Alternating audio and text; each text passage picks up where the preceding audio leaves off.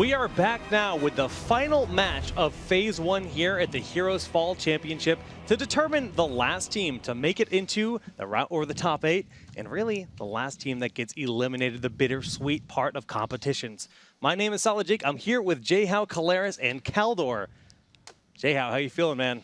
I mean, after that last one, I am excited about this qualifier right now. I mean, Estar versus PBA. I mean, this could be fireworks. I think it creates a great narrative overall because of both teams going up against Fnatic and showing different levels of performance. Obviously, now we see, is PBA as good as they showed against Fnatic, and then going up against Estar, who got trounced by Fnatic? How is this going to play out? So, very excited. It's a fantastic group. I'm absolutely loving it. We watched the first series and we said, like, all right, Estar struggle a little bit, but still they are the favorite here. Then PBA were like, nah, maybe Fnatic not as strong as we thought. And now we're in this situation where we could end up with Estar not making it out of the group. Like, that's insane. You know what? I would actually really like to take a look at the stats of these two teams to compare the way that they have played in this tournament so far. Because, yes, they're very different regions. Yes, Estar, their data is a bit crazy, being super perfect team and Estar merged together. And then on the side of PBA, they're like, you know, the #1 wildcard as we like to look at them. But let's look at Estar first. I mean, these guys right now, you can see the win percentage on Zagara. We don't really see a whole lot of Zagara right now, but the most heavily contested hero that we do see is Falstad, and we've seen a lot of Falstads making a tremendous amount of plays, taking advantage of that global. It seemed to be a hero that fell off, but the resurrection here at this global championship has been a huge turnaround. I think what's clear is that they really haven't had too much opportunity to get entirely what they want in draft against some of their opponents, especially when it comes to actually going up against Fnatic. I feel, you know, we saw that Kerrigan, Zul, Uther combo that, okay, they may have wanted that, but overall, it didn't quite pack the punch that they needed. What I want to say, the highlight that we have there about them knowing each other since kids, it's actually one member from Super Perfect Team and the other member from Estar. Yeah. They've known each other since they were 6 years old. Yeah. On separate teams, though. It's actually pretty fantastic. That's one of those things, I don't know, like this entire team and the way that they came here is pretty crazy. I mean, like, Estar is just that name when you, like, say that you remember the Spring Championship, you remember how well and how aggressive they played. Then we're talking about, like, Toomey having the break, them forming this, like, new team. How well can they play here? Can they show the aggressive Chinese style? And that all comes together in this final match of the group. So that's going to be pretty cool and pretty, yeah, awesome to look forward to. Well, conversely, PBA, team that has been a bit of a wild card. They made it to the top 8 at the last global event. Let's take a look at them. Yeah, well, we're going to look at them real soon. But PBA, as a team in whole, I think we're all very impressed with their performance so far. They came out, you know, swinging in this tournament. And what heroes are you most surprised to see that they've played so far? I think the high priority on Zeratul. I mean, the very first time I think we saw them today, I mean, it was first rotation worthy. And normally it's Zeratul is a hero that you pick at the back end of a draft a lot of times. Yeah. You kind of get a feeling out process for how the other team is drafting. But it's become such a priority. I mean, think about what he did. And then it's just become like, everybody's banning it. You're not going to play it because we saw what happened after one game. Yeah. It's not like Estar isn't even not well versed either. You've got Toomey, who has played Sonya and Illidan, yes, but he had a Zeratul game as well, where he was making the plays, you know, regardless of what actually happened throughout that game. So who knows? I would expect bans on it from either side, but if it goes through, we're in for fireworks. The one thing that I'm a little bit worried about when I look at PBA is in that drafting, it becomes pretty transparent that they don't really properly prepare for their opponents. The bans that they have feel more that they are uncomfortable playing against a certain hero, but they don't really look at how much the opponent is prioritizing that hero. I feel in the games against Fnatic, you could see that quite clearly. So they're not really target banning. They just say, we are uncomfortable against this one hero. Yeah. We don't like that style, so that's what we don't want to play. That could be a weakness going in such an important game now. It's not like there's not draft that out there. I mean, Fnatic's been on every single stage that we have imaginable. I mean, they're a very popular team and played in a lot of events, so things like that. But this is a different animal now. I mean, we've got PBA who, I mean, I'm sitting back there watching that. I was so impressed that last game. I mean, they dominated from the minute that started. Yes. I was joking with Wolf. I was like, replays you could use. They got 2 kills in the first 40 seconds. I was like, this is crazy. I mean, that's an amazing performance. The one thing I have to say about PBA is that they are a really, really cool team to talk to. I mean, these guys are like super friendly. Sola in particular, we've seen them already play at the Summer Globals, and I feel overall This is like the underdog that has the most fans, I want to say. These guys are absolutely amazing. Right. And I think everybody is currently looking at this. And of course, in the back of your head is you want Estar to advance. But at the same time, that underdog, there's a lot of people cheering for PBA right now. And they're in a situation in which they didn't even know if they would make it this far in the group. They've been talking about this a lot. Now they have a shot at taking China down. Well, PBA in general, the team with the Penguin plushie, they have to be feeling very good over that last matchup. We talk about Hero of the Storm. Many of the teams are momentum-based. And they, Estar is not going to be an easy challenge, but I believe that they could do it. And this is a team, I mean, I could hear this team yelling, getting hype whenever they had an opportunity for kills. I mean, it seems like they found their groove. You don't normally get that hype unless you're feeling pretty good about yourself. I would love to see a focus continued on, say, per draft. As much as like things like Chen and Jaina came later on in their draft, Alpha Luna and Baphomet, for me, were standout players, especially in that last series that we saw. Be it the Chen, be it the body blocks, and even the Jaina play behind that to reinforce that kind of strength was really strong. So I'd love to see some more of that. What's really cool about PBA is that if you ask them what they feel is their biggest strength, they will say it's the individual skill level of every single player. And I feel it really showed during these fights, because oftentimes the fights were all over the place and every player had a target and every player made exactly the moves that he needed to do. The last fight at the bottom, for example, was amazing. Their healer gets blown to pieces. There's no Ancestral, there are no heals, and they just straight up dominate that battle, and that just shows the skill level where these guys are at. And you can tell that they are relaxed. Just look at their faces there on the stage as we prepare to get ready for this game, feeling in high spirits after those last couple of matches. Now, one thing I wanted to ask you guys is we've been seeing those priorities on the Zeratul bans versus them. But when you see Baphomet on another hero like Chen, and I'm sure he has many more in his arsenal, do you think that that ban is warranted? It kind of reminds me of a hero that if you watch the North American scene, kind of like Laurung. I mean, he has his heroes. Zeratul, his #1 hero. He tends to go over towards Chen at certain moments. But then there's like a little bit of a hero pool beyond that. And I don't think you can necessarily ban it out, but I think you can, like if you have a ceiling, the ceiling is much higher on those two heroes than other heroes, so the effectiveness might go down, I think. So targeting him might be a key strategy, I think, in this matchup. Those are the things, as you mentioned, that pool runs a little bit deeper. I mean, we've seen him throughout their regionals go for things like Thrall, etc. Admittedly, we haven't seen too much of Thrall at this tournament, but it's still a potentially strong pick in the hands of someone like Baphomet, who will be able to find those flanks, etc. So, we could see that eventually if it gets choked out. Yeah, the maps is also something that is really going to come into play for this. Also, you face a very different beast at this point. We've seen aggressive play from the Chinese, as we're used to. They were always trying to play with those aggressive melee assassins and trying to just like set the scene for them. That will be a very different game. So Chen could definitely be something that they might even target ban. Maybe they're afraid of Baphomet, but I feel like the Chinese meta is more like we bring the fight to them and we try to force them play our style. I want to go back to the point you talked about when you said PBA said that their biggest strength was individual skill.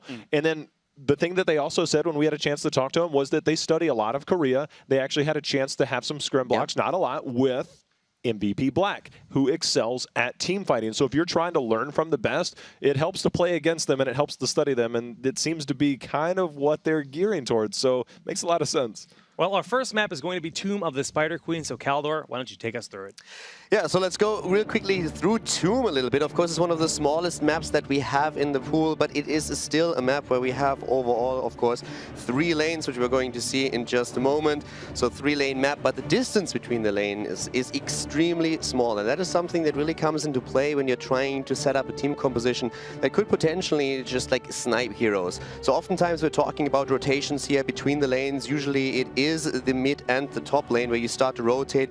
Bot lane, you will have a solo hero, and those rotations can actually be quite brutal. If you have a snipe comp that is able to just like take down opponents, and you dominate straight up at the beginning of the game, and you can control the most important thing, excuse me, the objective. The objective is important, man.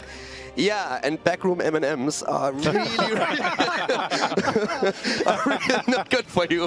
So yeah, so the objective with a turning point here. That's what you try to dominate. That's why those rotations between the mid and the top are so important, or can be. And this is a map where pushing and lane wave clear are extremely important.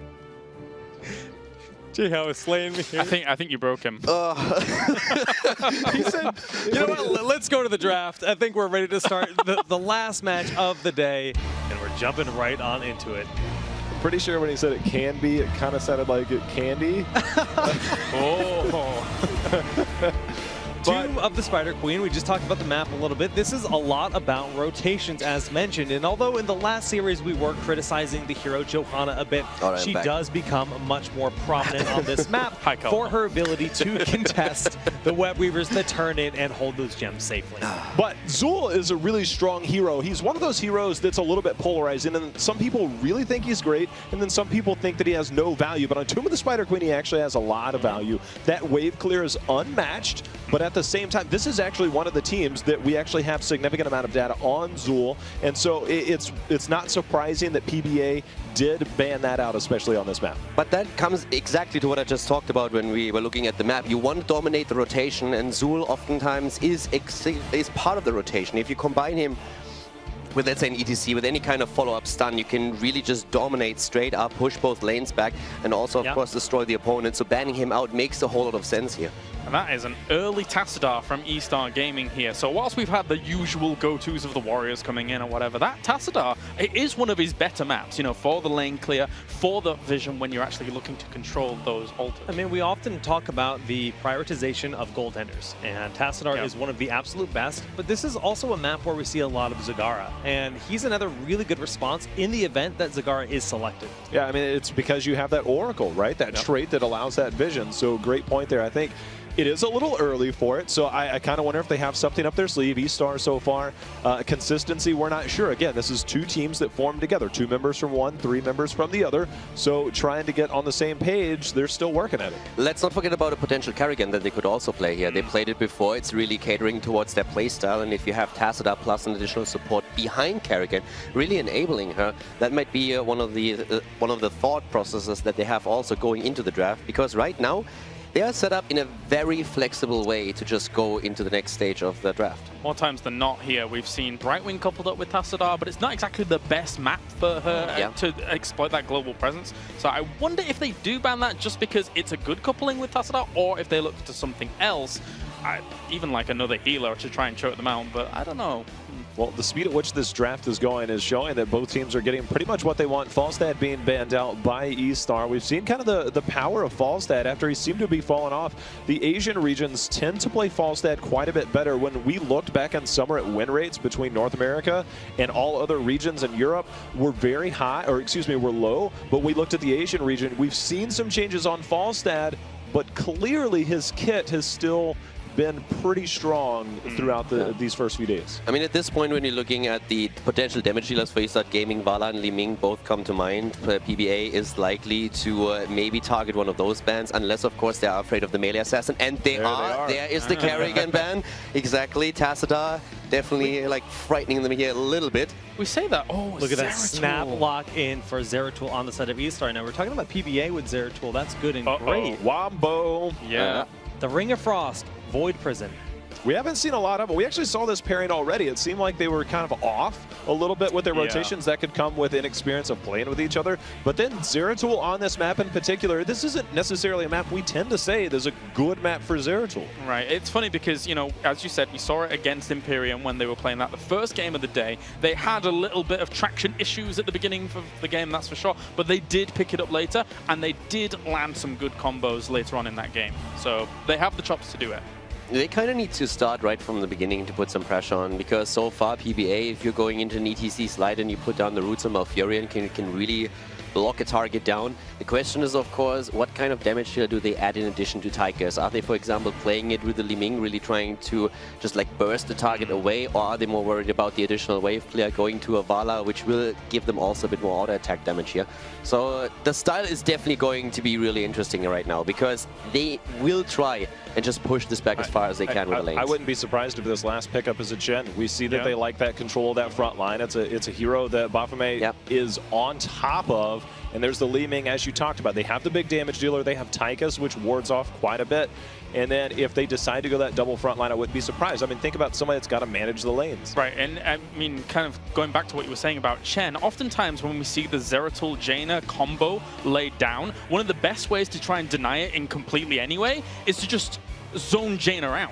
And what better way to try and do that than by having a Chen? But I love this. Tyrael, I love this. Or just throw a Sank down on it. Yes, exactly. I was just thinking about the Tyrael Sank against the Void Prison. If you do that properly, that can be pretty awesome. But at the same time, we saw it used counterintuitively as well. This was something that came out in Korea not too long ago. I remember KO covering this. And that was something that he broke down pretty significantly in terms of if you have Sanctification on your side, if you're using it offensively, the defensive side of that is Void Prison. And it's something that can really go against that. But Tyrande Tassadar, old school combo, guys. What do you think? Very old school, and it has a lot of power behind it. I think if we rarely see it nowadays, it's usually on this map. It's like 11 months ago. Right, exactly. Well, yeah, the whole Miranda first pick, this is definitely a very different draft order than what we used to see back in the day. But one thing I really like is just the sheer amount of vision they have between the Owls and between the Oracle of Tassadar. Finding those picks is definitely much easier. Yeah. I mean, like, it's a shame that we don't have Dreadnought and Arthas right now. You would love the last pick here that we saw. Of course. The combo definitely leads to sniping potential in the early game, and if Zeratul sneaks into a decent position and can contribute to the damage output, they should be able to blow some of the backline targets away quite easily. But I have to say that what Jeho said is just absolutely correct. This synergy and anti-synergy that you have between like the Sanctification and the Void Prison, that could destroy a lot of plays that Estar is trying to make here if that's played right, that part. And also, not only do you have to think about the fact that there is that Jaina Zeratul combo, but even Starfall on top of that as well, depending on whether or not they actually are able to hit the full thing as a whole. Throw a casual force wall behind it. You're not walking straight out of it, No, that's for indeed. sure. I think there's a lot of potential on the side of Estar, but I think it's all going to revolve around Toomey, and he's been kind of their playmaker throughout the day, but that's kind of what we see a lot of when we talk about melee assassins, and the fact that you expect them to really make the plays and make it shine. But this is going to be a much more difficult battleground to make that happen. And let's not forget, Estar struggled against Imperium, and PBA, they have the momentum going for them. They're just coming off a great victory against the previous opponents, so right now going up against Estar, they must feel really confident. A lot of pressure on the Tyrael, though, to land those Sanctifications Yes. and deny those combos. Yes, it can be absolutely brilliant, but if unable to do so, and if we see that Miranda combo getting a strong early game, they are able to deny jumps, they're able to deny turn-ins. They can really just take that game early on the side of Estar. So I like the late game of PBA, but I love the early game of Estar. Who's going to be the solo laner for PBA? Is it going to be Tyrael? I mean, you can't imagine both warriors are going to be part of that roaming comp, and then you've got Tassadar, which will likely be that bottom laner. But do you just put Tyrael down there and just kind of concede that lane? I mean, the kill potential from Tyrande, I think, just stepping out into a lane, as you talked about, the old school Murd and Tyrande stun lock composition, blowing somebody up. But Jaina, can you land enough blizzards to really secure the kill? I mean, there's a few arguments against and for it. He's probably the better person to solo and then be able to get away with Eldarune's Might, which is always useful. He has value in the 4-man because he's able to, you know, be able to smite, and then everybody can run across that and be sped up if they need it. But I would agree. I would think he would be the solo. ETC will be with them just in case they were able to find their own pick themselves with ETC Malfurion synergy. The problem that you might have if you're trying to like go for that Tyrael Miranda early kills is that you also run into an opponent that is running a Malfurion together with an ETC. So that goes both ways. If you step out of the zone for just a moment, that slide is in, that root hits you hard, and Liming says thank you very much and takes the kill. So that goes both ways. Both teams have to be really on top right now to make sure that they don't die early on in the game. Well, if this is like any of the other Estar matches we've had today, we're in for one heck of an aggressive game. This is it, the final matchup. We're ready to hop on in. Kalaris and Kaldor, take it away. Thank you very much, Jake. It is time, the final series, to determine who moves on to the top 8. Will PBA make that repeat performance, Kaldor, or will Estar outshine everyone? We are going to find out right now to the left side of the map on map number 1, Tomb of the Spider Queen. It is, of course, Estar with Misaka on his Meridian. We have Xing Zhao on his Tassadar, Tiger on Tyrande, Toomey on Zeratul, and Xingzhen on Jaina.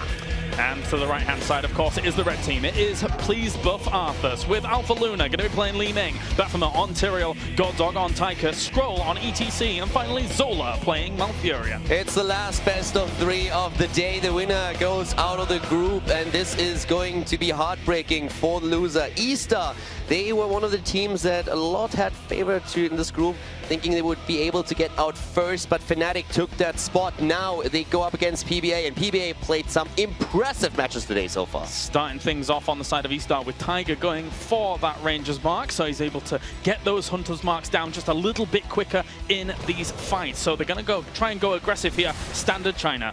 The Chinese push meta once again coming into play, hiding right away, not really getting a value out of this just yet. Up to the top lane, it's Zeratul and Tyrael, but down here, that's where the real action begins, as both teams are taking a very aggressive stance on the lane. Yeah, I feel it's going to be a total clash of styles, Kaldor, with how we know China plays, and then also Please Buff Arthas having their own aggressive flair themselves. They have the potential for combos, but I think that they have that late game potential themselves, so just hold on a little bit here against Estar, see how it goes. Following the entire group today, this is just such an amazing match to watch, considering how these games went. And Estar, they really have to prove that even though they did not have as much time as a team together, that they can play as a unit, that they have the individual skill level that you really need to make it all the way to BlizzCon. Exactly. And of course, there is always that kind of how good are they coming into this game? Oh, Tiger run away! Oh, the shield from Tassadar! Fantastic by Xin Zhao there. As Tyrael's going to try and come in, catching him, but he will just shift away. Beautiful play here by Tassadar. That gave me goosebumps. Yeah. I mean, that was one auto attack from Tyrande dying, but it shows very well how careful Tiger has to be here, going up against someone like Malfurion Li Ming. Once those roots are in place, Li Ming has the easiest shot in the world to get that kill. And that's going to be an attempt on towards Muradin here. Masaka falling very low. Dwarf tosses away, will get out of there. Now an attempt on towards Scroll as Muradin did fall down towards the back. Little combo comes out from Alpha Luna, but doesn't quite hit the mark. But I really loved how he actually pushed Zeratul back. Zeratul was about to take the kill against ETC, but Li Ming putting the pressure on, forcing Zeratul back, and PBA gets away with the first blood in the game.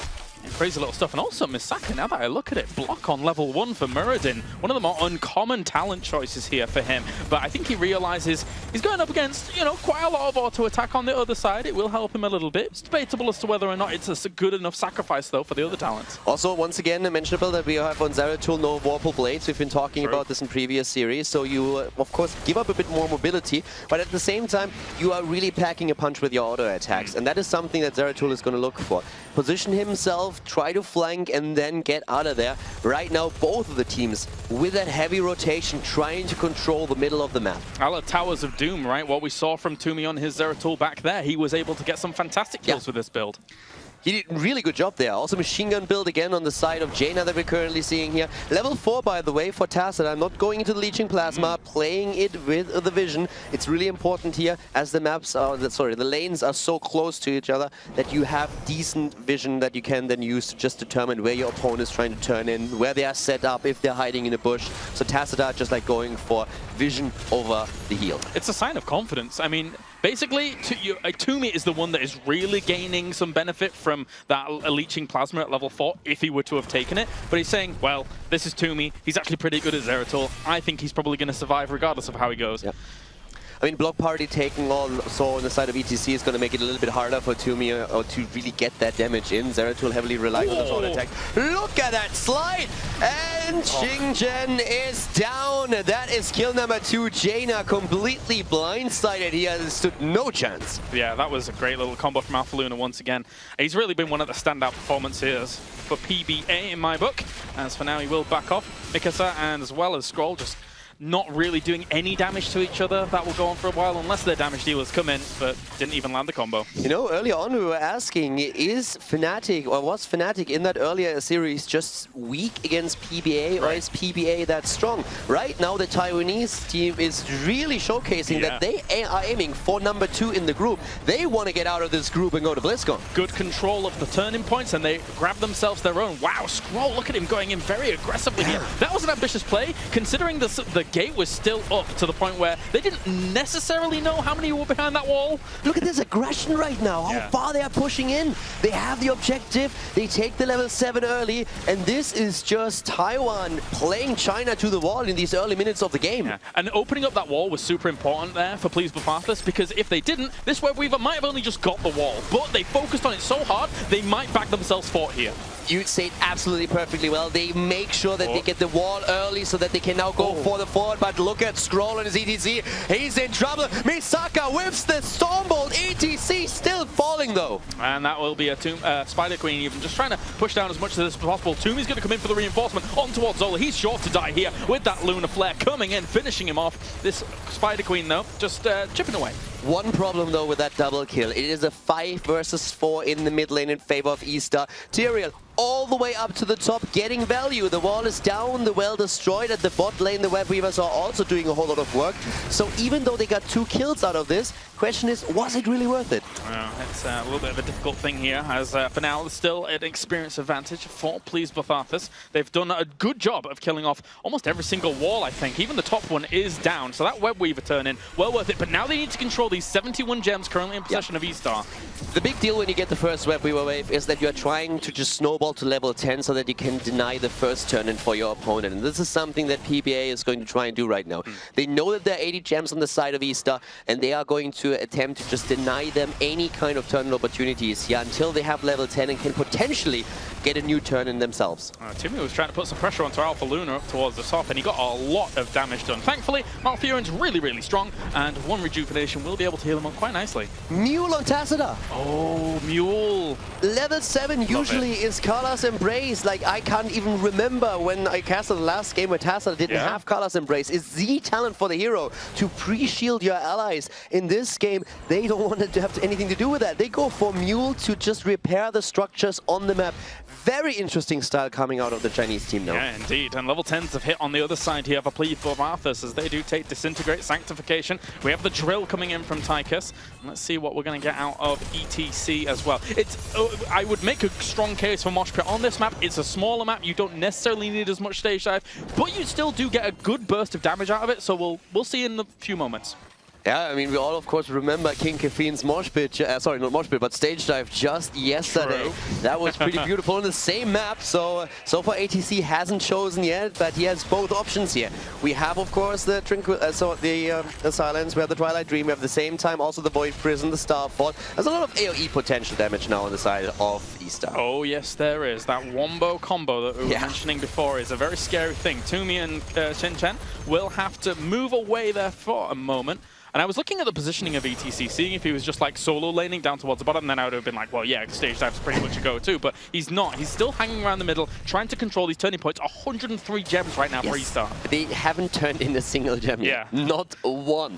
They hold 103, but just look for a moment at what PBA is currently doing. 36 gems turned in already. They hold 17. They are getting closer and closer for turning. Here comes that stage dive. Tiger is in trouble. Gets shielded, but down goes Tyrande, turning into a 4 versus 5. That's the explosion on towards him. He gets Tychus as well there. It's going to be the Void Prism to try and lock them out. Zola is so low. That's going to be the combo. Catches 2 of them with that, but brilliant Sanctification was used. The turnaround was trying to go for the PBA there as they do get 2 themselves. Great Sanctification. How did Malfurion survive?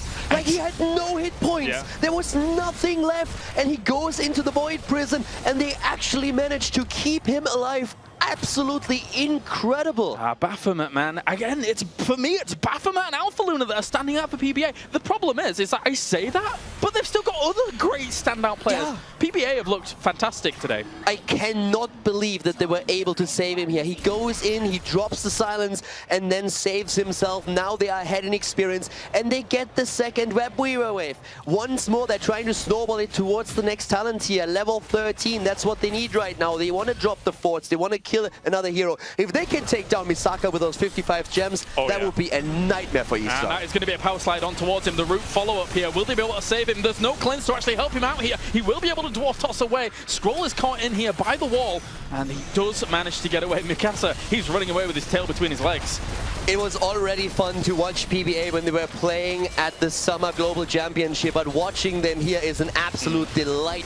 What a fantastic performance here by the Taiwanese team. Estar, on the other hand, we should not count them out just yet. This is a strong team, and they have shown in their first best of 3 today amazing comebacks against Imperium. Yes, they have, so definitely not over just yet at all. This series is very much so going to continue, as for now, that Zeratul towards the bottom here for China is just going to be soaking away some of this experience, knowing that they couldn't really stop so much of those Web Weavers, and PBA is going to disperse looking for that Zeratul, but that's an ambitious move.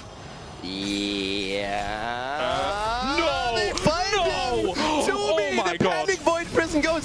catch anything. Goodbye, Zeratul. He literally could have walked out of there in stealth. That was such a risky play coming out of Zeratul. It sounds ridiculous that he's just, you know, basing, but I can't believe. He just threw away his Void Prison cooldown for nothing, Galarius. Right. That's another, after he's back to business, that's another minute where he doesn't have that. Oh, greedy play from Toomey there, unfortunately. Uncharacteristic, I would say, as for now, Baphomet is going to take that easy camp towards the bottom with the Giants now, going to push that lane out quite nicely.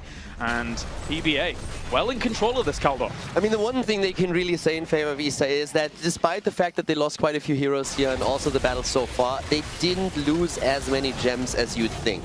They were able to recover most of them, so if they start to gain a bit of momentum in this game, they can get several turn-ins one after another, and that could really be what brings them back here. But right now, at the bot lane, the push is happening again, and once more, there comes the deny on the stuns. They're jumping in deep. Slide on ETC. Silence on Malfurion.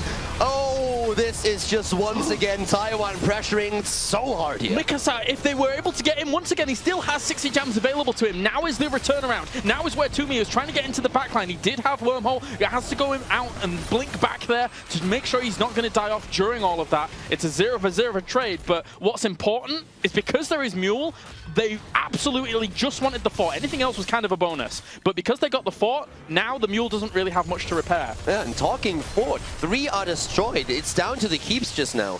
So this is really where Estar has to start making some plays. They need their own turn and they need it soon. All right, good set of routes there to try and make sure they could get turning, but still not is going to be the case as Baphomet launches himself in. Still another Stormbolt from Mikasa launch, and that's going to be a crowd surf over the wall there, on towards Jingchen, and he will fall. That's Jaina gone down, Kaldor. And Zeratul is following suit. It's a double kill. Misaka is the one with 65 gems right now. They want him. They want him badly. They could potentially kill him here. Alpha Luna gets the... Oh, he doesn't get the combo, and finally a Stormbolt from Muritan hits home. He still saves the gems, but oh my god, Galarius, this game! PBA, they're the young kid that just want at that piggy bank. Give me that money. Mikasa shaking that piggy bank, but can't quite get him just yet. Here's a recap of that little fight just then. The Void Prison right here, a good idea, but it was not enough. The kill against Jaina, and then once more Alpha Luna in the back. With like Tyrael and ETC jumping in this aggressively all the time, Li Ming has all the time and space in the world to get her shots in. Will they get this turn in? Doesn't look like it just yet. Baphomet trying to keep them safe. Oh, wow. That's a sanctification to keep himself alive as well. He'd already used Eldarune's might. That's why he had to do that. He couldn't get out of there. Scroll's going to come in from the side on the flank. Xingqiu gets blown up under the pressure of that. And that Ring of Frost was a great attempt to get a kill, but they're not going to get one just yet. Yeah, Scroll gets stunned, was trying to aim for Zeratul once more, but at the end of the day, it's once more a kill in favor of PBA. They have the control over the turning points, and I just want to remind everybody once more that we haven't seen a single Web Weaver wave for Estar yet. The control's been impeccable here by Please with Arthas, to the point now where they go to boss. It is scouted out by the Owl, but look at the dispersal of Estar members across the map. There is nothing they can do to stop this. They don't even turn in. Oh, finally we have Tazda moving down to the bottom turn-in spot because they can use that timing here potentially so that they can get a turn in at least.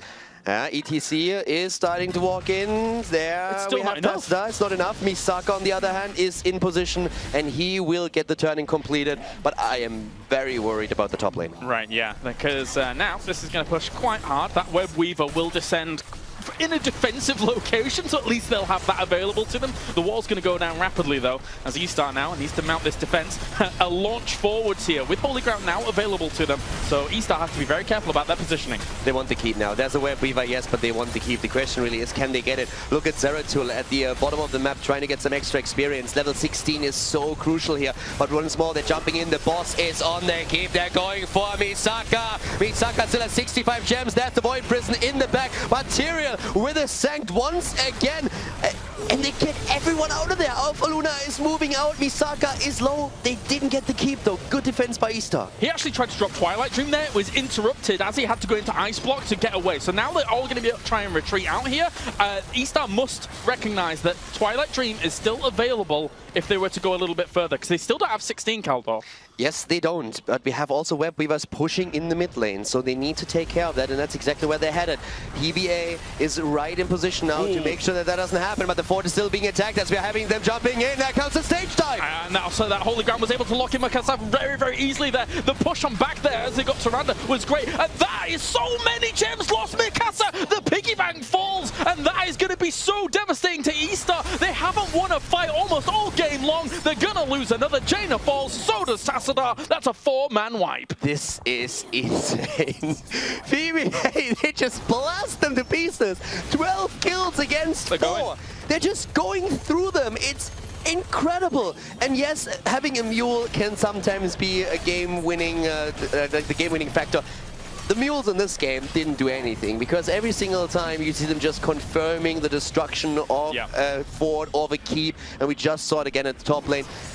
Estar is on 16 finally, but right now Taiwan is just playing out of their mind. The only value they got out of that mule was after the first Web Weaver. Yes. But from that point on, PBA didn't let them turn in properly. And even when they did get the turn in, they were on the defense anyway. So PBA has been absolutely stellar this game. And you said it perfectly when you were talking about Misaka dying here. He lost so many gems. When he turned in, I think he turned in 1 or 2. That was the only thing that was still missing. So he was still at more than 60 gems when he died, and they lost all of them. They have 17 that they hold at this point. That's nothing. Yeah. That's absolutely nothing. We have 57 on the side of PBA. They're on level 18.5. They're heading into 20 soon. If they get another Web Weaver wave, that is potentially another keep. This is a fantastic position for the Taiwanese team. Absolutely running away with it, just cleaning this hard camp up and being able to make sure what's the problems that's going on for Estar on the other side is that they just don't have enough gems.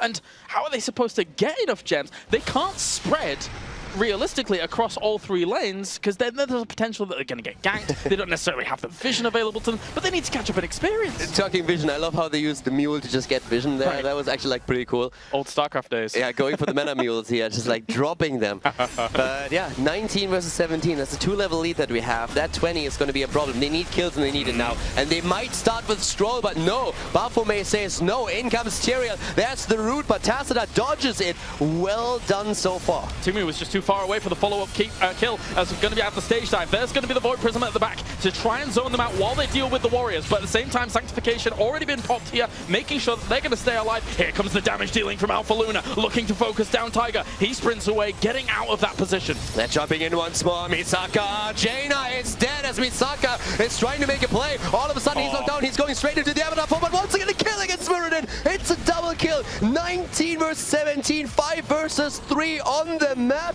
And please buff, Arthas is headed for the core. My favorite talent in the entire game, Holy Ground, showing even in this map why it is so strong here. And please buff Arthas, absolutely dotting every I and crossing every T here in this first game against Estar Gaming. They may lose Zola during all of this, but it looks like that core will fall. Game number 1 goes to please buff Arthas.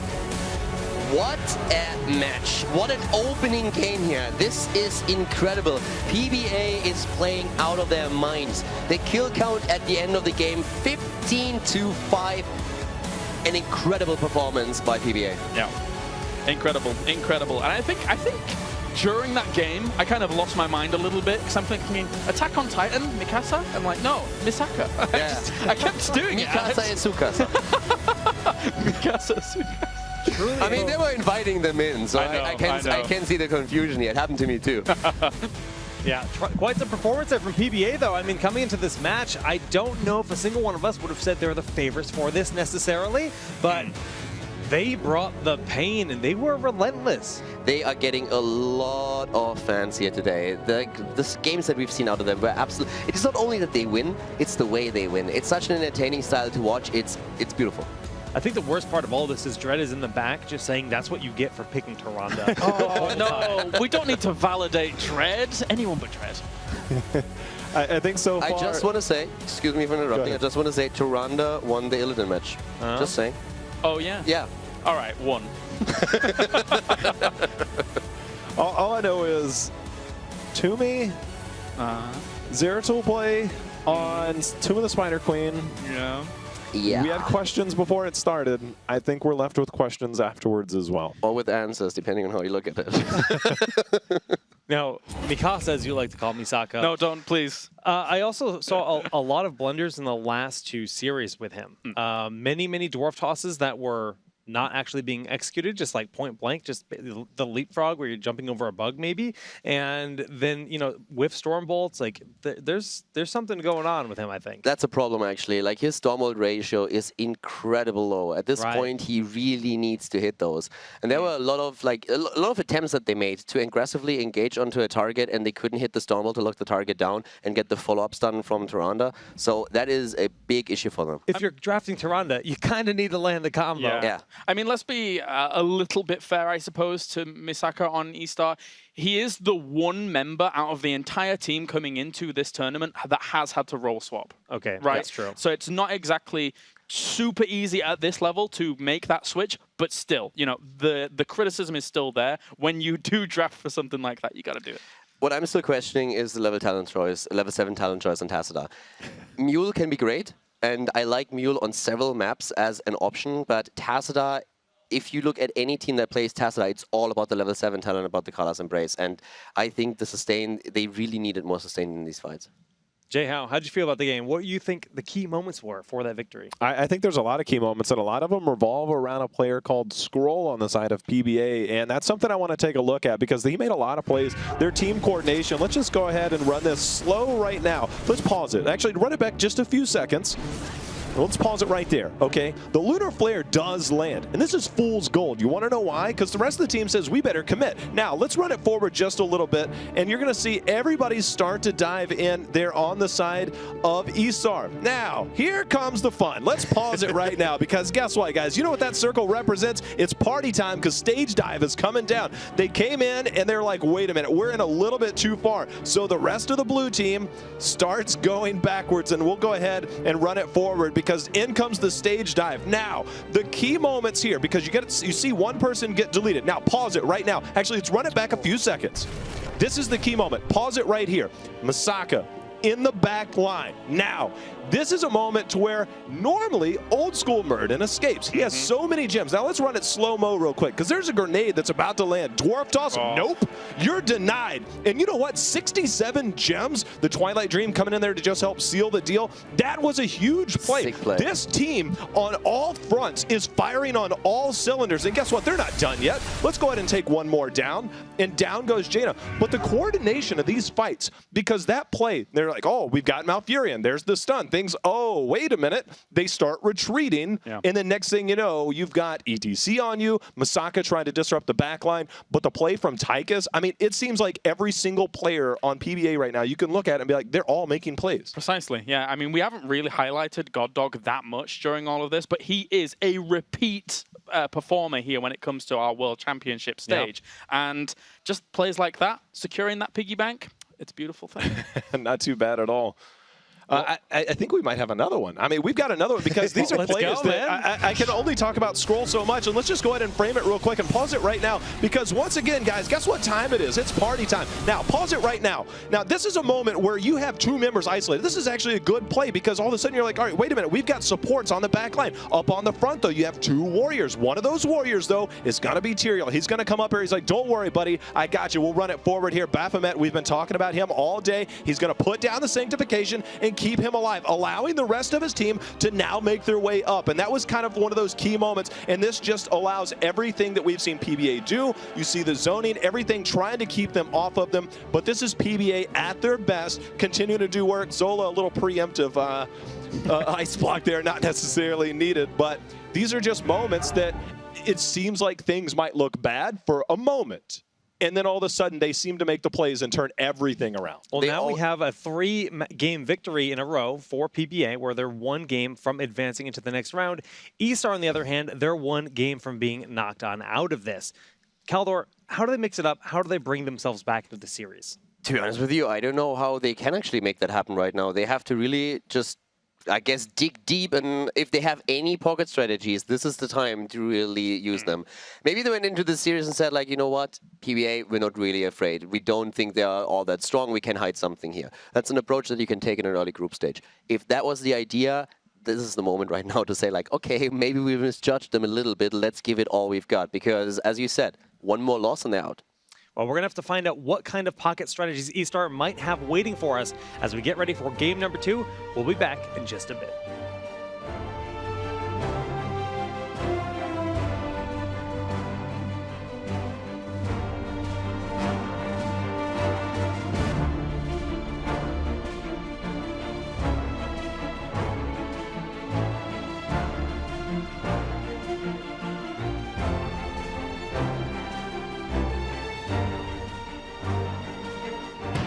The Heroes of the Storm Fall Championship is sponsored in part by Intel, T-Mobile, NVIDIA, and Republic of Gamers.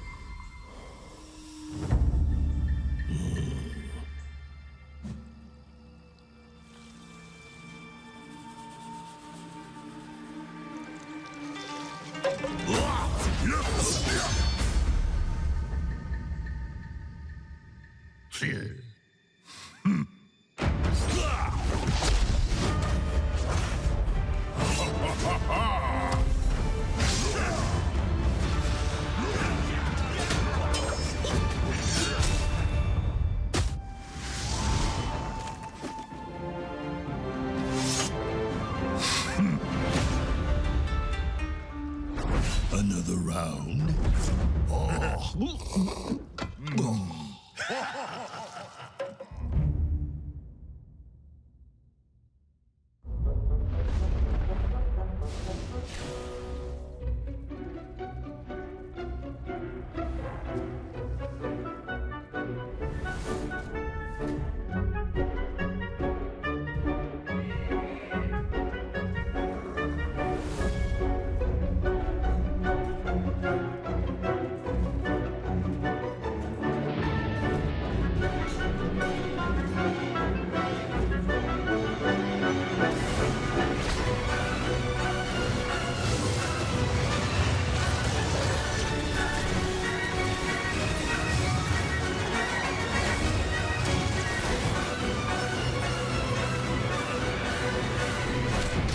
Heroes of the Storm.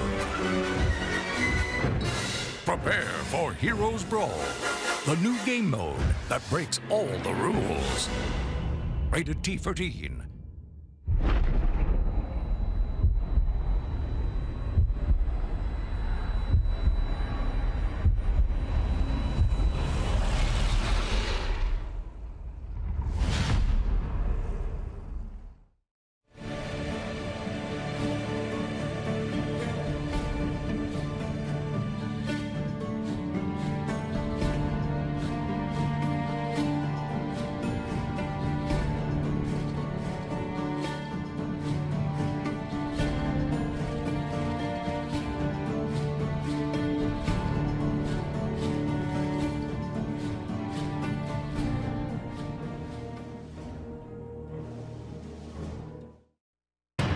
The Heroes of the Storm Fall Championship is sponsored in part by Intel, T-Mobile, NVIDIA, and Republic of Gamers.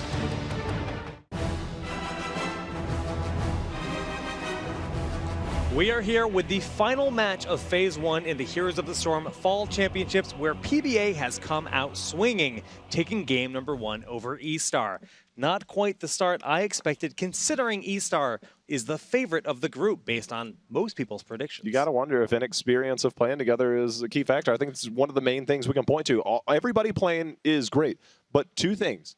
The rosters that they tried to work out, and Toomey, who actually hasn't been playing competitively since summer. So those are two major factors I think that are definitely playing in here to day number 1. I would definitely agree. Like, it's one of the things that we all question coming into the tournament, and I feel so far they really lack that synergy between the team members that we usually need. And, you know, like going into the second map, that makes me worry for them quite a bit, especially given the map choice that we have. If Misaka is, I took it slowly, if Misaka is going to have a hard time landing storm bolts and things like that on Muradin, I wouldn't mind seeing them deviate and go over to ETC. It's a little easier to now, with ETC, to land your power slide compared to something like a storm bolt. So that seemed to be some of the weakness there that we saw, because they weren't able to utilize their combo and comp fully, but they could if they were to actually make some change like that, I feel. Well, we'll be going to Dragonshire for this next matchup. Kaldor, we haven't seen a lot of Dragonshire, so take it away, man. Yeah, we haven't, and Dragonshire is a fantastic map, so we're going to take a closer look at it. Dragonshire is one of my most favorite maps, and I feel it's the most difficult map to play in Heroes of the Storm. One of the reasons is because of the objective. When we're just looking at the two altars that we have up at the top and all the way up at the bottom, one altar right over here and the other one down at the bottom, you need to control both, and once you channel them through, you can activate the dragon in the middle lane. So the team coordination that you actually need on this map is absolutely incredible, and that is something where all of those team members have to be absolutely on point, and that's something that Estar was missing a little bit. We've been also talking a lot about ETC, and global heroes are incredibly important. Traditionally speaking, you have a solo lane all the way up at the top where only one hero is placed, and the rest of the team is usually going for a rotation between the middle and the bot lane. Now, if you have a Brightwing, a Falstad, or that ETC, it's very easy to just approach that top laner when he's trying to go for the shrine. You jump behind him, for example, and later on, or you just like try to set a gank up on the bush, and all of a sudden you can get that early kill. So this is something that both of these teams have to watch out for, and I'm pretty sure we're going to see that reflected in the draft as well. Beautiful explanation, yeah. I think Kaldor brings up the biggest points is the Brightwing and the Falstad. It's the two like very heavily prioritized. So I think we might even see that early, where other maps maybe towards later into the draft. I wouldn't be surprised if we see Falstad first rotation. But as he said, you know, that top lane being the usual go-to solo, I wouldn't mind PBA prioritizing their Chen pick a little bit higher here. It's notoriously strong on that lane. You're totally right. And also, given that we have seen so much ETC play with the stage dive, I am pretty sure that we're going to see a very high priority on the hero again. So far, most of the teams are looking towards the two CC heroes, Muradin and ETC. But for most teams, not all of them, we have a priority on Muradin. On this map, I would not be surprised at all to see the ETC being picked off right away, just because he gives you so much utility for the map objective. I wonder if we'll finally see Zagari get played, because she has seen very little play in this tournament as a whole. And when it comes to controlling that top lane, the vision she provides and just the sheer safety she does enable your team, if you can't get Chen, she is a great option. But Chen is also a great counter. I think it's one of the heroes that can really go toe-to-toe. You know, well, I expect to see a Chen ban, though. You know, yeah, but I think what he just said is that I think it'll be highly prioritized in the draft. I think Falstad and Chen will be first rotation worthy. If I'm Estar, then I don't want to play Zagara here. I would like to play a hero that can run fast. Like, that aggression that comes out of PBA, that is definitely not easy to me. I agree, though, we need a strong top laner here for Estar. I mean, no doubt about it. Do you think, if we were talking about this matchup a couple days ago, like we're going over games, we're just hypothesizing how this would play out, I don't think I would ever imagine hearing the words that Estar would be running from a team. That's not the Chinese way. That is not the team we're used to seeing. I agree with you. I've been saying to, especially Fnatic, since I've been talking with them about their opponents in the group, I've been saying that they should respect Taiwan. In all the esports games that we had, Taiwan was always a very good region. They very rarely broke all the way up to the top, but they were never bad. We've seen great play at Summer Global. But still, that being said, all eyes were on Estar. And right now, seeing that reversed, that's pretty spectacular. I hate to be a cynical Brit, but You're not Total Biscuit. No, I'm not. I did come in a little bit wary of how Estar were going to do, because obviously they do have this roster, not exactly the full roster, and not of one team, not of the other, and they've had limited time to practice. But it feels like teams were respecting the name over everything else. Yeah. Over everything else. Totally agree. Did anybody really have a clue how they were going to come in? We all had, our eyes open. It's like, oh, what are they going to draft? How are they going to draft? And so far, it's not fully gelled. I would love to see it gelled for a third game, but right now they need something special. Well, let's see if they can hold that gel together as we hop into the draft here for game number 2 on Dragonshire. With us going into the draft, I also want to highlight once again that it is still possible that they were trying to hide something a bit, that they were thinking they had it easier against PBA. It's an easy mistake to make if you feel yourself to be superior. But as we said before, if that was the case, now is the time to really change it up. Zarya first ban. I don't think that was something I expected to see. They did it in the previous game as well. They seem to be very fearful of it. I just, Dragonshire, I mean, Zarya right now, I think the weirdest thing about Zarya is we see the Illidan ban coming out. But the weirdest thing about Zarya is ever since she was brought in, buffed, then nerfed, it seems like that one momentary buff really has just been keeping her out of competitive. Yeah, the Zarya ban feels a bit weird in that context, and I just have to smile seeing that ban on Illidan because it's really something that PBA has been done over and over and over again. They really hate the hero. Apparently they have an abysmal win ratio against the hero, and you know what? Going forward, if they're able to make it through the group stage, that could also be a huge problem for them in the long run, that it's so predictable that they don't want to play against him. Priority on Tychus. We know the Warriors. They know Warriors are coming out. Where are the Warriors? Show us the Warriors. Well, I mean, it's basically daring. Oh, you want to play Chen? Yeah. Go ahead. Go ahead and play Chen. We've got Tychus now as the answer, and I think this is huge for them. I mean, PBA, what else would we see Baphomet on now? I mean, we've seen Zeratul contested, I think, by both teams. Baphomet has played it earlier, but you also have Toomey on the side of Estar. When that's not available or they opt to go another direction, it is Chen. What else could we possibly see? But that surprises me a lot. I mean, you give up ETC. We talked about stage dive gaining so much value here on the map. The Zeratul pick on the side of PBA, have to admit that I was not quite sure if they would go for that.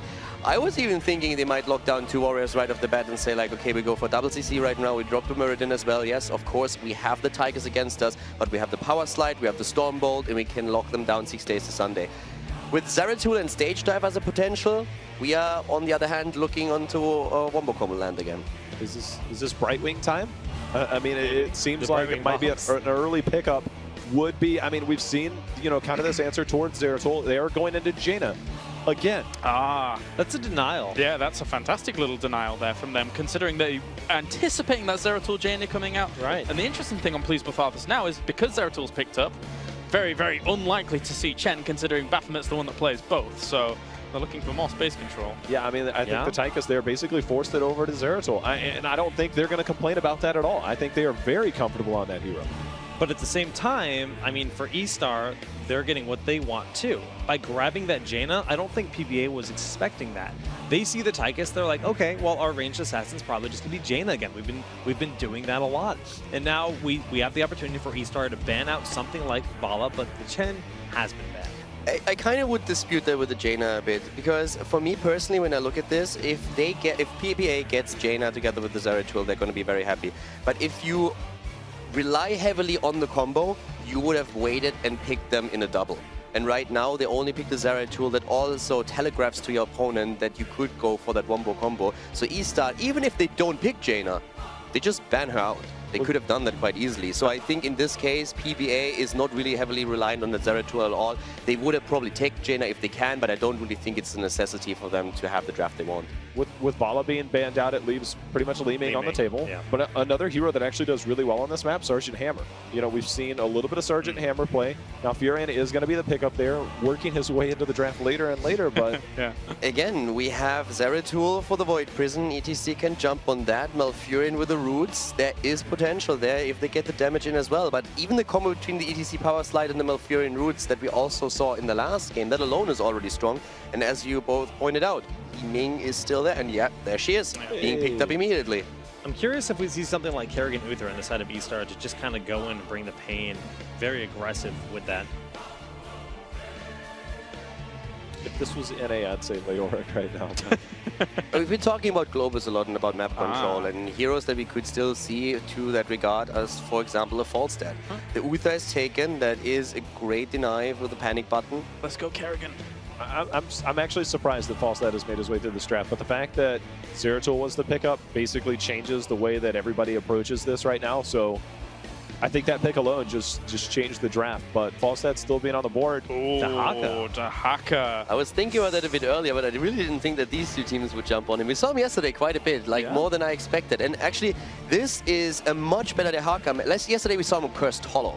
I didn't like that at all. Today we are going to, actually it was not only Cursed, but like the way that it was played and fit into the comp was really weird. But right now we are in Dragonshire, and that gank potential is now finally there on the side of Estar. Well, so it's also like it's a good idea behind you can snap grab one of the shrines and then get control of the dragon. And versus Zeratul, if you get isolation on him, he's dead. Yeah, pretty much. Pretty much. He's a scary thing to go up against here. In relation to, we basically see very few globals, I suppose. Of course, the stage dive is the case. I'll plead with Arthas. And Zeratul acts like a almost pseudo global, but Zagara as their laner gets picked up. That is isolation all day long. More Void Prison. You can really pick the team apart here, but the thing is, for that to really work properly, you have to have insane communication. Do you remember back, I think it was summer. I think it was summer, we actually saw ETC, Zeratul, Zagara given to some teams. We saw Maw, we saw Mosh Pit, we saw Void Prism, and that kind of control across a map, a fight, dominated. Now, I'm not sure we'd see a Mosh here, because obviously Stage Dive is the new hot, but still, as you said, massive control. The thing is really, the team coordination needs to be absolutely on point. If just for 1 second Zeratul and Zagara hit the same, like hit their ult at the same time on the same target, don't communicate properly, that fight is lost. So if they can pull it off perfectly, that is very scary for Estar. But if there are holes in the communication for PBA, then Estar has a lot of gaps where they can work with exploiting the arrows.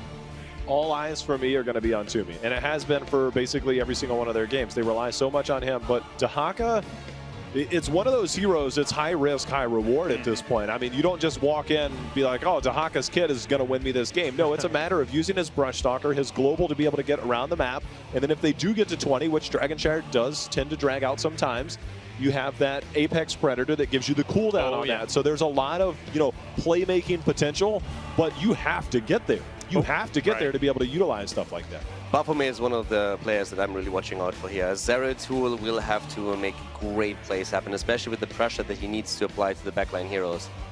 So Dahaka likely will be the solo laner in the top versus Alpha Luna on Zagara. So that's going to be quite the challenge. And considering we don't have another super prominent solo laner in this matchup, I'm curious to see how well that goes. I mean, think about the change to Dahaka's level 1 talent, his W talent. It goes a half-second longer, does extra damage to minions. We've seen a lot of players start to pick that up a little bit more. I'm not sure if that'll be the answer here. Maybe it'll be more towards survivability.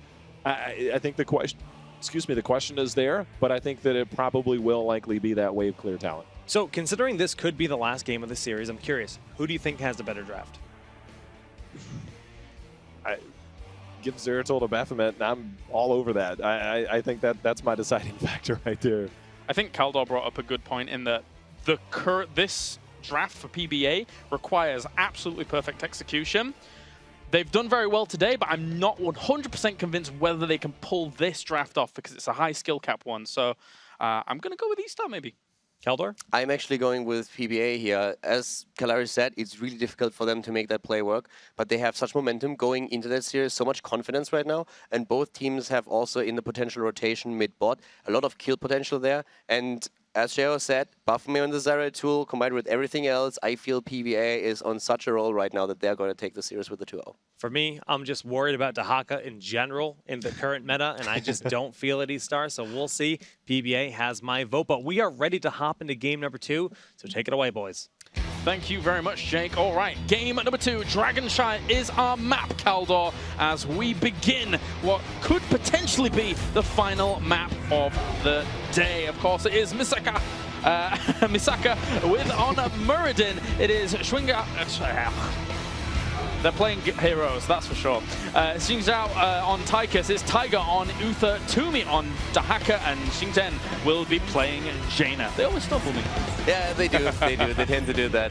PBA, on the other hand, to the right side of the map, the Taiwanese team in the lead on the best of 3 series. We have Alpha. He's playing on Zagara, Baphomet on Zeratul, Gutdog on Liming, Skrull on ETC, and Zola on Malfurion. This is going to be an interesting one. We are at differences as to who may win. I'm just thinking maybe they are well versed with this Dahaka. I don't know. I'm really curious to see how it's going to play out here. But one thing is for sure, as much as we said that, you know, Please Buff Arthas has to be high skill cap. Baphomet, has he been caught already? Oh my, we're 28 seconds in, Kaldor. And I was just about to say, Misaka is the one that has to step it up this game with the Storm Bolts. And he hits it. I guess in this case, Zeratul would have died anyways, but that's a good start for him into the game. He needs a bit of confidence when it comes to his skill shots. So far, he hasn't really looked good. But that was definitely a good opening for Estar, no doubt about it. I wonder if they were wondering whether or not Zagara would come out as last pick, because Dahaka into Zagara, you know, it's not an easy lane. I mean, there's very few easy lanes when you're going up against a Zagara, right? But Dahaka here might need some help. I was considering the idea of lane setup. You put somebody else up there and then allow Dahaka to come and reinforce quickly to try and get picks on Zagara sometimes. Rotations, you're totally right. Rotations are definitely going to be one of the things that you have to make. And both of those players have, or both of those teams have the heroes that they can do it with. They need to just burst that away. I'm really just a bit concerned because Misaka was not on top of his play so far. He missed another Stormball just a few seconds ago. He's doing a good job, though, stunning them out here. And that's kill number 2. So Estar is showing signs of life. The problem is that... what? Oh no, they're going to lose a lot here. Oh no, Zeratul's end up going down. And that is going to be Scroll probably falling as well here. It couldn't have gone worse for Please Buff Arthas to start things off. All right, that's a slap in the face right there. Not only does Tychus escape, but to add insult to injury, you lose another 2 heroes. One of them killed by the towers. That's a death penalty right there. The one saving grace for PBA is that Zagara got full control over the top lane with a lot of creep everywhere, as Dahaka and Tychus now up here. I think they're realizing that, you know, that lane, if they just put Dahaka there, is a lost cause. So if Tychus stuck around up there, it would be all right, but looks like he may be backing for now. Yeah, so far Estar has definitely stepped it up quite a bit, and let's see how PBA is going to recover from that. It was a bit of a blow in the early game, but it's nothing that really sets you far too much, so they still have their chances here. The roots are missing in this case. They're trying to turn it around against ETC, as we're seeing Baphomet coming in from behind. That's Toomey on towards that, and Zola looks like he's going to end up going down there, and Xing Zhao will finish that off. Another kill, 5 kills on the board, 6 kills on the board before the 3-minute mark. Estar Gaming. Good God. Did they switch out the players, or what just happened? I mean, this is miles away from what we've witnessed in the first map. I mean, we've been talking about them maybe not taking PBA as serious as they should have done it, but that is definitely Estar on a complete different level. I mean, it's almost to the effect now Estar has kind of how they approached the Shrines game, where they kind of ignored the objective. They're almost ignoring the objective at the top lane to the point where just prioritize anything towards the bottom. Dahaka can reinforce that. Doesn't matter about the top. As long as we're getting kills, that's giving us that experience advantage. We can get this later, and later is now. And you know, like, the thing is, both of these teams, as we said before, have the potential to just lock down targets and take them down. Mirrodin plus Uther stuns, Jaina capitalizing on them. At the same time, ETC Power Slide, Malfurion Root, and then, of course, the hits from Zeratul and Liming.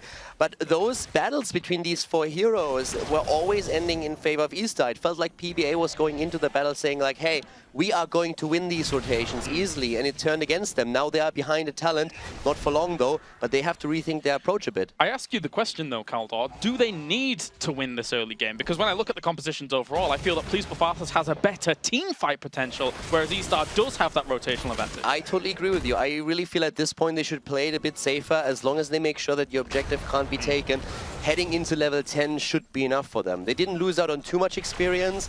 They, of course, lost 6 heroes already, but they're not too far behind. So this is the moment when you have to say, okay, guys, let's take a step back, calm it down a little bit, wait for the 10s, and then try, as you said, for the team fight potential. As long as they coordinate that well, they still have a good shot here. The good old deviation in Jaina's build and Frost Armor at level 4, which is almost always used against Zeratul's when that does come into play. So we'll slow some of the attacks and make it a little bit easier for Jaina to survive during these onslaughts.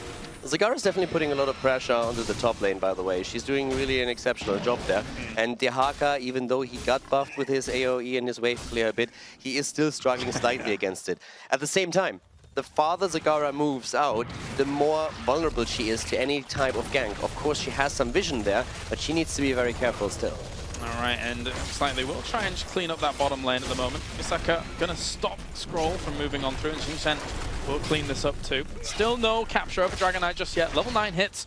Estar slowly getting towards level 10, but the experience disparity isn't that big despite the 6 kills because of the damage at top. Yeah, that's actually the funny thing here, because of the time when those kills happened, it didn't do as much as you would think. Again, he misses the Storm Bolt. He really needs to work on that. That has been the key thing on Misaka in these games. But as you said, James, losing heroes this early, as we see Baphomet trying to escape here, is not really that much of a big deal because the death timer is so low that they're not going to miss out on too much. That's the reason why the experience is still so close. Indeed, and all those towers towards the top. Yummy, yummy stuff.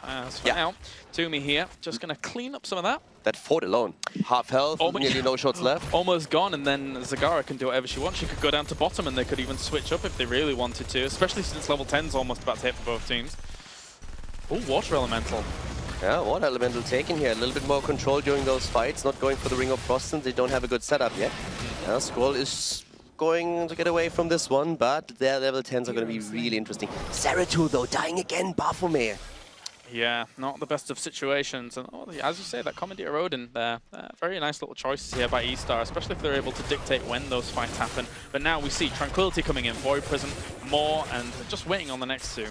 Yeah, we are still waiting for Liming and for ETC here to choose the heroic. At the same time now, though, both of the shrines are under the control of Estar. In the middle of the map, the channel has started. Zagara is not able to interrupt it in time, and that's the first DK on the side of Estar. Yeah, very well done overall, and that means now that they can put on some pressure. I'm wondering if they're even going to get a fort with this, though, is the question. They're going towards bottom. Not too much resistance here at the moment, just God Dog looking to bring down this wall. Tiger waiting on the wings to help on out here, with also Tiger's just going back to tap, get back in here, try and put some proper pressure. They really need this fort with the first Dragon Knight, try and find something. They're getting a fair amount of experience through all of this as well, and you're totally right. They need to get some value out of it right now. If you don't go for the fort, then at least like rotate through the lanes and try to take the rest of the towers. Zagara is still up at the top lane, putting a lot of pressure onto the fort of Estar. But this is a good start for them into the game, and this should give them a lot of confidence. Alright, so still trying to find some damage here or there. 57%, 10 seconds left. Scroll will take a bit of damage towards the bottom as they push on through. But no big engagements just yet. Dehaka and Zagara just still battling at the top. And that is almost a catch towards Xingchen. Yeah, he was quite greedy there getting that fountain, but he got it, and he allowed safely too. So that's worth it. There's a lot of lane sustain gone for Arthas. The problem is always if you lose your fountain at the bot lane, your opponent still has it. They always have the potential to just go in, go back to the fountain, heal up, come back into the fight. It gives them way more lane sustain. And it looks like Misaka just trying to zone out Baphomet here for a moment because he knows that the fight's going to come in. That's the Divine Shield already on towards Jaina there as she was attempting to be rooted. A Twilight, we even have the Tranquility coming out here from Zola, but really not much going on as in the way of kills. It was a little bit trigger happy on that cooldown, I feel. I don't think that this was really needed. It didn't look to me like Estar would fully engage into this. It looked more like they were trying to make sure to see, can we do something? But then very soon afterwards started to move out and try to escape. It is Mosh Pit, so they do have the triple control over these fights, which means now for Estar, we said it before, their strength was in those roams, those potential ganks, and now there is a lot of strength behind Please Both Arthas full CC chain combo. Now they're jumping onto Zagara. We've been talking about her a bit earlier. That is a horrible maul. That didn't do anything. And that's, of course, the end of Zagara. There's absolutely no chance for her to escape after that. She was attempting to just like maul Muradin so he can't use the Stormbolt there. But yeah, that failed, and obviously that led to her death. Yeah, sorry about that. And poor Zagara, as they will try and just clean up these waves. It's a little bit unfortunate there for us, Please Both Arthas as well, because they would like her to be on the map, up towards the top, keeping her creep spread going, keeping that shrine well under their control. But Zeratul against that Dehaka, it's a slow fight for Zeratul, let's say that. Yeah, right now, PBA is really struggling a bit. I mean, we've been talking about the early game kills, that it's not really as big of a deal as you would think, but at this point we're looking at 8 kills versus 0. Yeah. And this is telling the story pretty much this. So unless PBA finally finds a team fight setup where they can use their heroic abilities to get some good value and a few kills, they will just die a slow death. Once again, the Stormbot not hitting the intended target. And that was a cleanse on towards the Zagara there to try and get her out. And unfortunately, that's going to be the Void Prism going on the left-hand side as well. Scroll taking some damage here, but will get healed up by Tranquility. They'll just move away. No deaths again. That was a pretty good save here. Malfurion with a really nice Tranquility that he had. And I hate harping on it, but Misaka once more missing the Stormbolt. It was intended to hit ETC, but he only hit Zagara in the back. Then Dehaka tried to go for Zagara, couldn't really do too much there. So ETC getting out once more. I mean, all of that, the reason that fight went down up towards the top was because of that Zagara death. They had 3 coming around from that hard camp, trying to put themselves and solidify themselves that spot because they knew that that bottom temple was going to fall. And, well, at least they've got themselves both now. And, I mean, look at the top lane. The fort is gone. The fort's gone. Like, the camp that they took earlier went through, and now they might finally pick up their first kill. Divine Shield also used. There's the block. That's a cooldown wasted, and Uther still dies. Kill number 1 for PBA. Yeah, very much so not required to... We've said this quite a bit, actually, in our commentary over the past couple of months, I suppose, and it's the case of, if you know you're going to die, yes, a long, heroic cooldown to use during all of that, you may as well just leave it out. There's... You know, and use it when you respawn, because now it's going to be down for at least 50 seconds during these fights. I guess considering Vision, he didn't know that there were 2 more heroes coming in, so I suppose he thought, all right, if I use Divine Shield here, I'm going to get out. After he used it, immediately the 2 heroes appear out of the brush, and then he realized it wouldn't happen. But right now, we are seeing that setup we've been talking about. Here comes ETC, it is party time! Yeah, caught 2 of them there. Even the slide on through, he will end up falling through his troubles, but overall, that is 2 going down there. And now Scroll here can just turn around, go on towards Misaka, and even catch him. Yeah, oh, no. They want to make sure they get the kill here. Tiger, on the other hand, he's here now too. Doesn't have the cooldown Divine Shield, but Zagara is dead. That could turn the fight here. Tranquility comes into play as Zola keeps everyone alive with his Malfurion. Zeratul sneaking up into the middle. He wants the Dragon Knight. Yeah, that's very, very well played out here. They know that they can keep this bouncing around with 3 against 3, and that is Baphomet picking up this Dragon Knight. And now they are back on course in this game, taking the experience lead. Yeah, that is working quite well for them. They have Baphomet in the mid lane. He destroys the tower immediately. Just look at the experience lead, exactly. 9 kills versus 3. And the way this game was going so far, you would have really thought that it would be a little bit more tricky for PBA to come back into this. But no, they set 1 good team fight up. They get 3 kills, and then they get a Dragon Knight right after that. Very well played here by them. And now for Estar, they're going to have to make some significant plays occur. They need to try and find picks here and there. All Arthas have to do realistically is play this slow. They have that structural integrity in comparison to their opponents with more forts than them. And this Dragon Knight is still being irritating.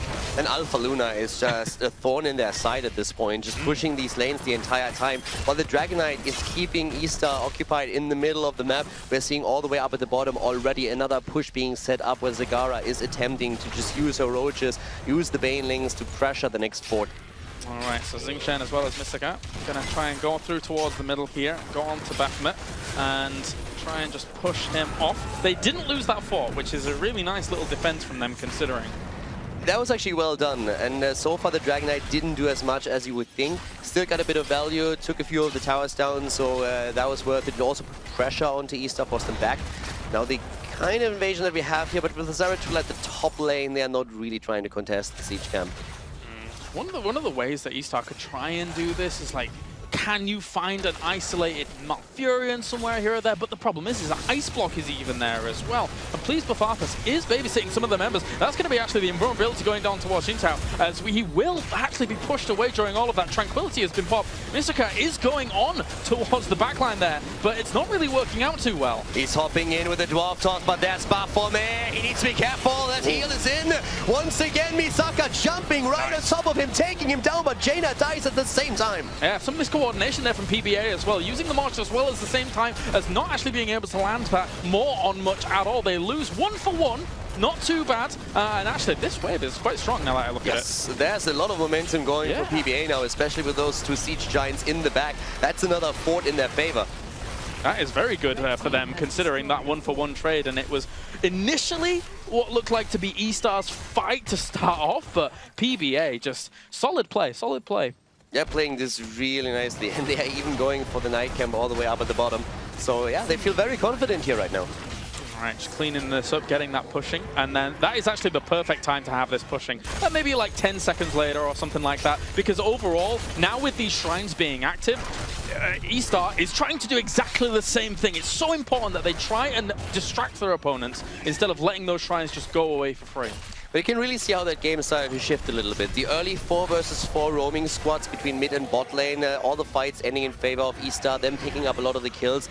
After level 10 then though, when we saw finally team fights coming into play, PBA looking a lot more coordinated and better. And I think a few of those fights still have their chaotic elements where the fight is going all over the place, especially with Misaka jumping in and out like at random, but at this point he is actually the one who puts the pressure onto the damage dealers, and that worked well. But Estar is still starting to fall slightly behind. And PBA, this is something that's actually very important. If you look at how much of their structures that they've kept alive, they're able to control the shrines a little bit easier. Show Zeratul up towards the top because he's got a place to retreat to very easily. I say that, but now he's under pressure. He gets Shrink Raid. He may end up falling here. Great Wormhole back. Another return stun there, though, from Tiger. Void Prism on the left. On the left-hand side. Oh, my God. Tiger gets blown up. The backline attack, beautiful. One damage dealer down, and they're starting to jump onto Jaina. She gets a Divine Shield, but it's party time again as Stroll drops the mosh pit right into his face. Once more, the roots on the ground, and that is the end of Uther. Jaina dying, and PBA. That kind of damage can be irreparable. That kind of damage, especially even still with the wave pushing there, they've got so much time. 50 seconds on 2 extremely important components in their team, and Zeratul is going for the Dragon Knight right now as we take a look back at those important moments. Look at that fight. Here it comes, the mosh pit just the same. The mosh pit is in. Jaina tries to escape, but she's a party girl, still dancing. The roots in, a Zola move from the side, and they just clean house. This could be devastating for them. Dragon Knight is coming along with this as well. 25 seconds on Jaina that they need to wave clear, that they need to poke down the Dragon Knight here off Baphomet, as they are 1 game up currently. If they're able to kill this keep and get that to that core, Estar are eliminated. Yes, and 1 kill right now and the game's over. The Dragon Knight already on the way straight to the core. They want to go for it. They have level 20 talents, and why wouldn't they? This could be it here. Toomey trying to do the best he can here in the middle of it all. Baphomet going quite low, and they're actually able to get a kill on Muradin. Oh no, Misaka, a terrible, terrible position to be in. Muradin goes down. Yes, Li Ming dies. They might not be able to finish it just yet. Baphomet is nearly down. There we go. The core's on 63%, and PBA says goodbye, boys, because we will not finish this just yet. Yeah, this death bridge, you don't want to be caught on this anytime soon. Thankfully, they should be able to get away from this position here, as we saw that Bolt of the Storm out from Scroll, and even the Odin is not able to catch up. Oh, Dahaka coming in from the flank. Oh, he might be in trouble here, though. The great Void Prism. They lose Zeratul, but they save 3 of their members. That was Zeratul sacrificing himself for the greater good right there. Indeed. What a trooper. And we need to reiterate this. PBA is the only team in history from one of the minor regions that has made top 8 before. If they're able to go back-to-back top 8, defeating a team known here as Estar, that is monumental here for them. I really loved that last play, by the way. I mean, yes, Dehaka was very aggressive going into that brush, but then the Divine Shield was ready. They coordinated that really well, and then this just like saving Void Prison that we saw from Zeratul. That was beautiful. He trapped everybody in there. Yeah. If he doesn't do that and they get cleaned out on the way just up to the top right, to the fort, they could have lost so much more. But thanks to that sacrifice, they are able to defend now. It's still a 4 versus 5, but at least they can just like push them back a little bit. That's a good Shrink Ray on towards Alpha Luna there, but taking quite a bit of damage as Toomey is in the back, and he will be able to pick him up. Ice block on Malfurion, trying to get him away. That's the power slide out by Scroll, as he will escape there, and they'll clean this up. That's a good pickup for Estar. Yeah, Estar is showing that this game is not over just yet. Yep, we have a lead for the Taiwanese team. They took down the keep up at the top lane, but we have 20 versus 20 at this point. This is getting a little bit crazy. But I just want to highlight one thing. We have all of the forts still on the map for PBA. So even if you pick up a Dragon Knight right now, on the side of Estar, you won't be able to end. A Dragon Knight for Taiwan after the Taiwanese team would mean the end of the game, though. Perfect drag by Toomey there. He's really coming into his own in some of these later stages of the game now, as he was able to get another pick off. With ETC going down, that means the front line is severely weakened here for PBA. Haka is starting to make some sick plays here, and in this case, he also has the mobility on the map now, finally. And right now, they are looking good. Nice. That's the Dragon Knight. As we said before, this is not going to end the game. They have to go through the fort, they have to go through the keep. But they have to realize that they cannot lose another big team fight anymore. Yeah, just slow it down, take this pace away here from Estar. We've already seen that Please Buff Arthas seem to have that mid to late game team fight control. So, and also even at level 20, Tyrant Maw here for Zagara as well. So if they're able to hit good Maws or even get some kills, you can potentially snowball off that with extra Maws coming in. Yeah, and we have also now, of course, with the big red button already Commandeer Odin coming into play. Thanks to Tychus, that keep is a goner. There, you can't save that. The core should still be all right. Bot lane, by the way, is also showcasing another fort that just fell thanks to that camp that they took a bit earlier before they started pushing with the Dragon Knight. And Dahaka was at the back doing the cleanup job, being the janitor here of Heroes of the Storm. And if required, he would have been able to just kind of burrow in near one of the bushes. Although that being said, there's not that many bushes near that. Look at him. He's a scaredy cat janitor. There's a reason he's yellow. He's got a yellow streak down his back. I'm sorry. He was just like, guys, I got this. And then like 10 seconds later, well, maybe not. I'm out of here. I'm back in a moment. Let me heal up first. Poor little fella. Poor little fella. But look at this. Estar just going to take this nightcap, and that will be able to push on forwards here as the Bruisers. Yeah, PBA is finally back with 5 men on the field. So there were a couple of really good picks that Estar had, especially with Toomey playing his heart out here on Dehaka. But now it's more or less reset. Both teams lost a keep. And we are 21 minutes in on Dragonshire. You can see Estar fighting for their tournament life in these last moments here, as 22 minutes almost on the clock on Dragonshire, looking for Baphomet. Probably won't get him. Throws the grenade, the shrink ray, a stun, more. Oh, the Void Prism, he will escape. He will escape, and look at ETC, Mosh Pit! He does get it in, but great route, and we have the follow-up more behind it, but I don't think they can synergize it. No, they can! Jaina is down, and the Divine Shield hits Muradin instead. What?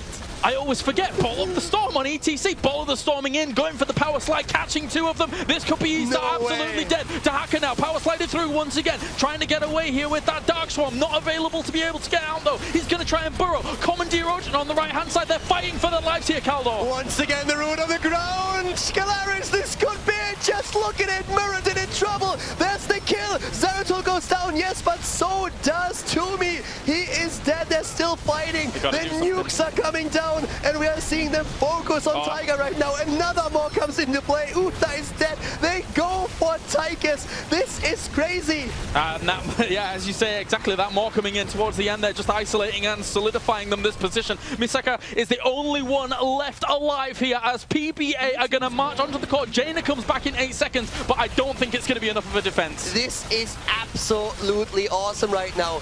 The cooldown reduction on the Maw was game-winning. The first one happened up at the top 4, but now they go for their core. PBA are trying to end here the defense of Estar. Is it going to be enough? It doesn't look like it. Only 40% 11. And ladies and gentlemen, this is game GG as Please Buff Arthas takes down Estar and advances out of the group.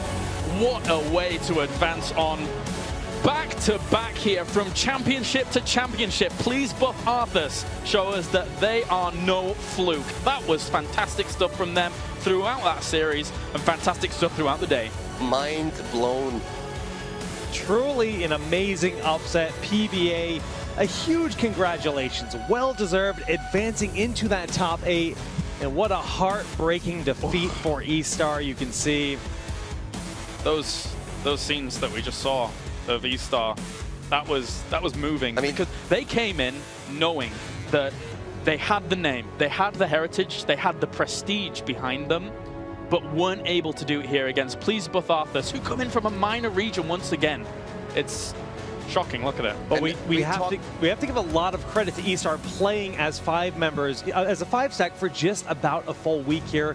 that well. And we have to really talk in about like Misaka's story coming into this tournament. He was talking a lot about how he had a really rough time staying in as a pro gamer, how his family was like pressuring him a bit to just choose a different path, how happy he was qualifying for this and really attending BlizzCon, and now they are out of the first group stage. This is heartbreaking. This is one of the biggest upsets in Heroes of the Storm history. Early on, I mean, there's some big moments, I think, when we get into like the later part, but as far as group stages go, this has got to be one of the biggest upsets. Unbelievable, though. Please buff Arthas. Yeah. What a way to advance on it. Those guys are probably ecstatic right now. Well, let's just kind of reel it back and talk about that game, because it was truly back and forth, slugfest left and right. It seems like whenever Estar's been on the stage, that's been the case. But with this meta, I was giving them a lot of flack for that Dahaka, and that surely did not cost them the match. The Dahaka was on point, but Jayhow, I'm really curious where you think the game was at its height. I mean, Toomey made some great plays there towards the end, but I want to take you guys into, if we're ready, I want to show some replays because PBA made plays all day. Let's just go ahead and pause it right now. Guys, I am going to highlight this right now. Let's pause it real quick. This guy right here, I'm telling you, he is an absolute star. Now, in the backside, we do have Misaka, who's creating absolute havoc right there. And let's run it forward just a little bit slower right now, because right now the isolation has been used, and that's kind of a little bit preemptive. But the positioning, he's just going to casually walk over, wait for this to go. The timing on this mosh pit is queued up perfectly. Pause it real quick. The entire time. Guys, look at Zola. He is solo. Right before that, he was just able to heal himself. Misaka doing everything he can, and we'll run it forward here real slow, real quick, because you can see the follow-up. In comes God Dog. You talked about him, Kalaris, so the plays that he was making. Scroll following up on that the entire time. Zola somehow stays alive. Misaka doing everything possible. I mean, this actually went on for quite a while. This was actually a pretty huge back and forth. I wish I could just like talk about the whole thing, but those moments right there were crucial to PBA. You were talking about Zola being soloed, and he ice blocked the dwarf toss just towards that end. That was even an impressive survival. Even God Dog teleported in just to get the body blocks and make sure that auto attack couldn't come through, so the regrowth could heal him up. Like that team, they are synergistic. There was everything. But, guys, I've got another replay that we're going to look at real quick. And this was huge. This was basically game-ending. Pause it right now. The context of this situation, the chase on that, we were basically like, he's okay, he's okay. But we see a little bit of a chase. Tiger comes in. This looks good. Now, let's run it forward because we're going to get a huge Void Prison here as they capture all the members. Look who's coming up on the backside. Scroll's like, wait a minute, guys, let's have a party. But he gets knocked back, and then Toomey comes in from behind. Now, here it comes. Pause it right now. Things look really bad. That looked really good for a moment, but check this out. Scroll does have his Bolt of the Storm. They're going to come out of there, but there was the huge misplay from Tiger. I hate to call him out on this, but this is a tough one, right? Because you have two members coming right out of this, and we'll run it forward slow-mo because you're going to see they're stacked right on top of each other, and as much as you want to see him land that, unfortunately, he missed the target, but the play from Scroll was able to secure the kill, and that was kind of a tough moment right there. I wouldn't even call it so much of a misclick. I mean, the timing coming out of that, you don't really know what you're going to see. You got two members right on top of each other. Just great plays, though, made by both teams. It was back and forth, I think, all game. And I think that right there just exemplifies that it's not like one team was extremely better than the other. Both these teams were trading bombs, and I think they both made plays. It just worked out better for PBA. Yeah, and touching upon that, also like this situation that we just saw there, we had the cooldown reduction on the Maw, because that was the first time they used Maw. The entire fight continued to go all the way up to the left, onto the Bridge of Death, where the Maw came into play again. And without that cooldown reduction there, that would have been a huge problem too. A lot of cool level 20 talents. Big red button coming to play as well. But we are actually ready with an interview. Anna Prosser, take it away. Hi there, guys. I am with the player who says he will respond either to Baphomet or Baphomet. And right now, he's just responding to winner. Now, I want to ask you, Baphomet, we had this matchup that we weren't really sure how it was going to go. The casters thought that maybe Estar had what it took to kind of be the dominant team, but you guys pulled it out. Would you say this was an upset, or did you know that you were going to perform this well? 好，他们问说，这次的主播赛评其实都不确定说为什么最后一场会最后打出来的结果是这样子。那你们觉得说你们这次这样子的成绩是算是你们觉得自己是黑马吗？还是你们觉得自己是这个成绩是预料中的？我们其实原本预期是可以赢 Fnatic， 然后我们预估Estar大概是小组第一，所以其实这个结果跟我们预期也不太一样。Okay, originally we expected to win Fnatic, and then we thought Estar would be the group winner. So this is not what we expected as well. Well, it was fantastic, and we're still watching and learning a lot about your play style. From this match, what can we learn that is your team's specialty? 因为大家都还在学习你们队伍的风格，就是 PBA 的风格以及就是这种打法。那有没有什么特别的特色是可以跟大家分享的？我们的打法主要是跟韩服的 meta 比较相近。那我们这次也学习了很多欧美的想法，所以我们一直在精进我们的打法，希望能够越来越好。这样。Okay. So our play style is more like Korean style because we play. I think because they play on KR server, Asia server. But since they came here, they also try to learn the US style and the EU style. So they are still improving as well. So very adaptable and eclectic. Very cool. Now you're having success that a lot of teams from your region have never been able to achieve before. What does it mean to represent Taiwan here? PBA 之前，对于所有的比赛，就是一直没有说有太多的成绩。那这一次呢，又代表台湾，那现在又达到8强，对你们来说有什么意义？其实这次的小组赛比上次还要困难度还要提升了一点，大家都过了一个赛季之后，大家都进步了非常多，所以其实这次还蛮算有点辛苦。那希望我们这次目标是希望可以进到4强，能够比上次打出更好的成绩。Okay, so the fall championship is much harder than the last season because after another season, everyone improved, and he hoped. So PBA hoped that they will get to the semifinals. Great. Well, I'm excited to see what you guys will do next. Thank you so much. 谢谢。 And guys, casters, back to you at the desk.